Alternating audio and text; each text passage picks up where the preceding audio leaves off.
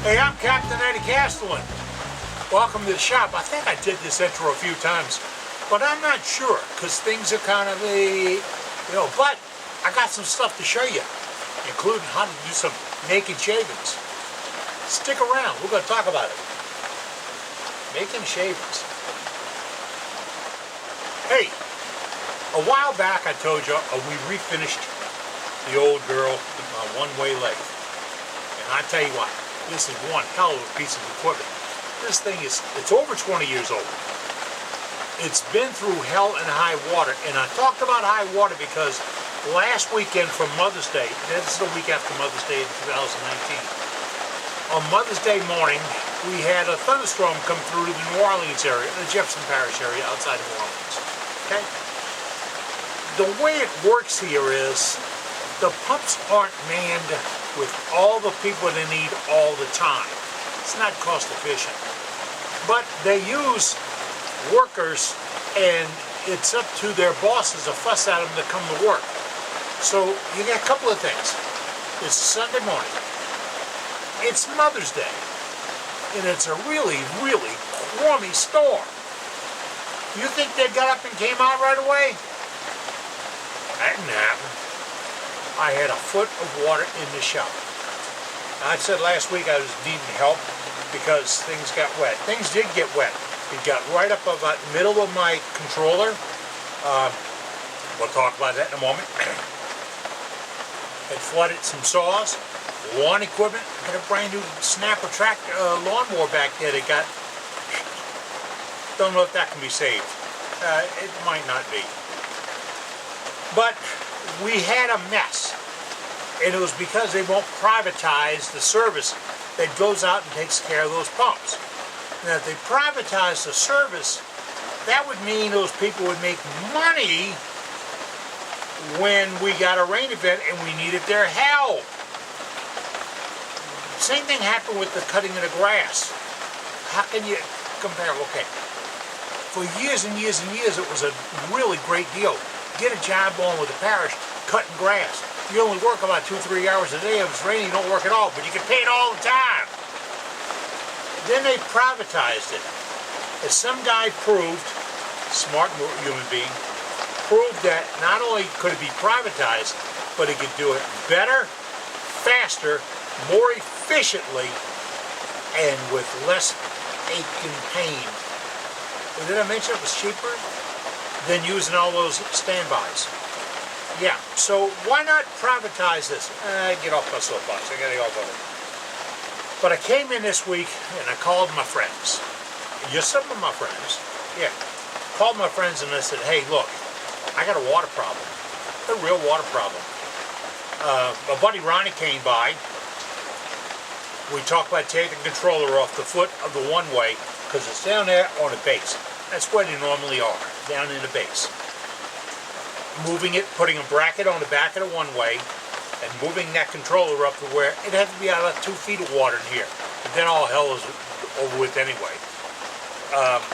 But we're going to raise the controller up and move it. So I played around with an idea, build a spring and all that.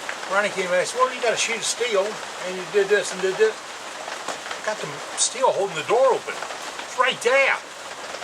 When you get a second thought with somebody else that's got a fresh mind, it really, really helps. So do that. Get a second thought, get a fresh mind. Some guy in our wood turning club said, if in doubt, count to 10. I'm coming back from a really bad brain problem. He's absolutely right. Think about it. Step your way through it. Save a lot of problems. But hey, we cleaned up the lathe then. I told everybody I want to put new signs on it. You see that? Hold it right. There you go. See that making shaving sign? Well, James over in Texas made me some making shaving signs. And you can see them all over the machines on a tool rest. Look, the other day I said, they don't fit on a tool rest. James said, no problem, make you another kind. Look at that. Ain't that something? So I've got them to fit on the tool rest. But don't think we're going to put them on the tools. We're going to get pretty close. And we're trying to come up with one that when it spins, you can still see that we put it on a chuck. Working on that. I'll let you know how it comes out. But James is working with me now, and I was telling James I'm going to go to Waco for the SWAT. SWAT's not the guys on TV, okay? I can't watch that stuff anymore. That's more violence than me on my in-laws. My former in-laws, pardon me. Marriage a long time ago. But I'm going to Waco for SWAT, Southwest Association of Turners, SWATURNERS.org. Go to their website, SWATturners.org, and look them up. This is probably, this in my opinion, the finest wood turning symposium in the world. Why? Because it's put on by people that are wood turning clubs, not a wood turning business, not a wood turning magazine, not a wood turning gallery, not a wood turning, it's clubs. Maybe, I think there's maybe 30 clubs or more. All got together, they pool all their resources, they get great demonstrators, and you'll learn a lot right there in Waco, Texas. It's the last full weekend of August, 2019. Plan on being there. It's a football town. It's easy to get to, easy to rent, get some of the better barbecue around. Look at this. Hey, they get fed by good barbecue.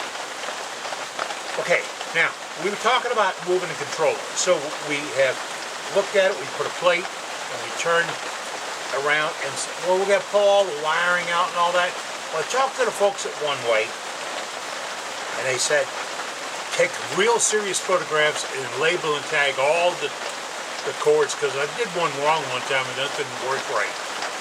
He said, label all that. So I was telling Ronnie, and Ronnie says, well, you know, if you just take it out and flip it over, that puts the starter switch over there on that side, and all the wires are the same length.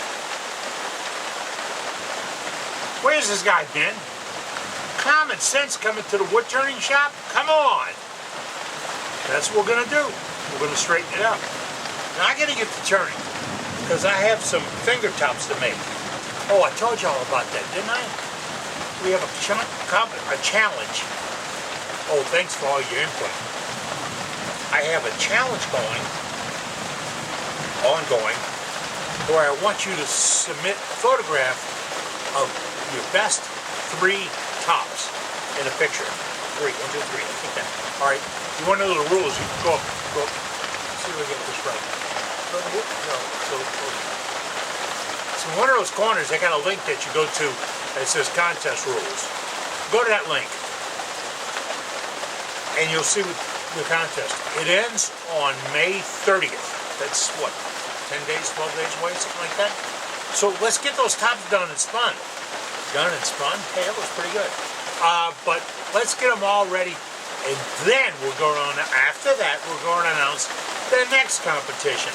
The next competition involves a little thing right in front of me that you can't see right now because it didn't scan back. All right? We're going to do, well, you'll find out. All right? Get those tops made and get them out there. And oh yeah, if you're in the shop this weekend, I came out and did work. I cleaned stuff out, got rid of stuff. Still hadn't found any faceplates. Still looking. But man, did I find some stuff. It fell on the floor when we were cleaning up. I have a small profile D-Way beading tool, very small, very detailed, and then I have a D-Way, it's high-speed steel, no magic, except D-Way's magic. I have a skew that he did. I like this. Dave made these skews, but Dave is a wood turner at D-Way, and it's not Dave anymore, it's Bill Allen, I think it is. But nothing changed. The company's still great, still fine, still does good tools. And I have other brands here too. I got Thompson and all over the place. But when he made this skew, and it fits in one of his handles, I have that here too. He cheated. It's got a round bottom. He rounded the bottom so you can walk it. See that? You can walk it. And it won't gouge up your tool rest. And you can lay it in there, read that bevel and turn it key and make a slice. Beautiful, beautiful, beautiful. Thank you, Dave. Hope you enjoy retirement.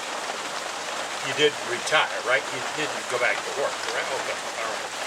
But I do like this tool. Now, I found that. I found some pen blanks that we've drilled and prepped for doing some pens and stuff on it. But the plastic is too soft. And if you don't put a sleeve in it, it won't work out. What you just heard was my decision not to fool with it. If I need grief, I can call somebody. I don't need to find it here. So, we'll see. Told you about the cops, told you about SWAT. Be safe. I was out here this week, I told you I cleaned up, and I got my air hose out, and I blew a lot of stuff up. That's how I found those tools.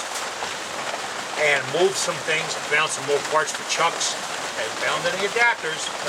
I know I got all this, I got it. But I'm playing with things. I did wear my dust mask. I really did. I did wear my shield when I turned on, and I took off all my bling. Why? Because being safe and teaching you the safe way is much more important to me than just getting out here and showing off. That's why I put this one together, because I'm in a little bit of a tussle or a fight. Belong to a wood turning club. And at one time somebody said, every time you do something at a club, you got to wear a shield. And then somebody showed up and said, well, I can't do that from wearing a shield. They said, okay, for you, we'll waive it.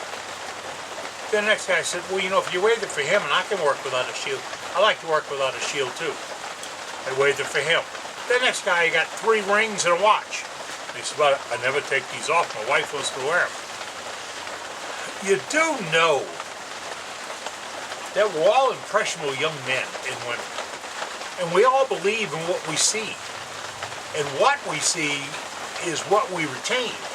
So if I'm watching you turn and you don't wear a shield, you don't wear safety glasses, you don't take off your jewelry, you don't wear a smock, you break all the rules in the world, but watch how I do it. It's really, really cool. You know what? I'm going to call the idiot down the street and see if he can come teach me. Because that's what you're doing. So I'm in a little bit of a tussle right now with the club because I want a rock solid, hard as can be rule that says you will not turn on that lathe in the club in the presence of a member of that club without the proper safety gear, no jewelry, and you behave yourself. Because you're teaching impressionable old guys and gals what you're doing. I don't need that impression. But worse than that, I cannot handle the thought of watching you get hurt. Me and the audience thinking, you know what? If I'd raised enough hell, he'd put that shield on. He wouldn't got hurt. Wouldn't have caught his finger. Wouldn't have got this. Wouldn't have got that. I wouldn't have to live with that. Ever. Yeah. Well, if you're out in the shop making shavings, good luck to you. I'm out in the shop. I'm going to start making shavings. Get me those tops. Check the rules. Check the rules. And get me those tops. And stand by for another challenge. I'm Captain Eddie Castle, and I'm out there and I'm making shavings. How about you?